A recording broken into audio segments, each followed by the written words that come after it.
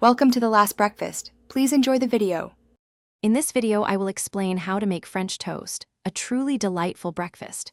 We'll start by gathering our essential ingredients. You'll need 3 whole eggs and 2 egg yolks for a rich custard, along with 1 cup of whole milk.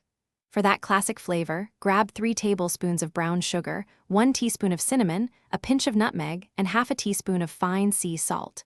Don't forget your bread. Thick-cut challah or brioche, about 1 inch thick, works best. Finally, have 2½ tablespoons of unsalted butter for the pan. Now, let's create the heart of our French toast, the custard. In a shallow dish, whisk together your 3 whole eggs and 2 egg yolks until they are fully combined. Next, pour in 1 cup of whole milk, 3 tablespoons of brown sugar, and 1 teaspoon of ground cinnamon.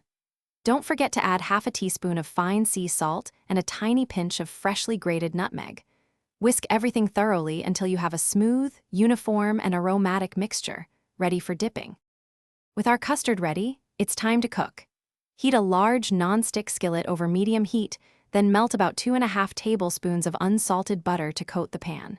Take each 1 inch thick slice of bread and fully immerse it in the custard, letting it soak for a few seconds on each side to absorb the liquid.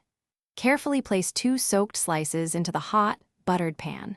Cook them for approximately 3 minutes per side until they achieve a beautiful golden brown crust.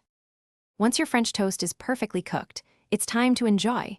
Serve it warm right off the pan for the ultimate experience.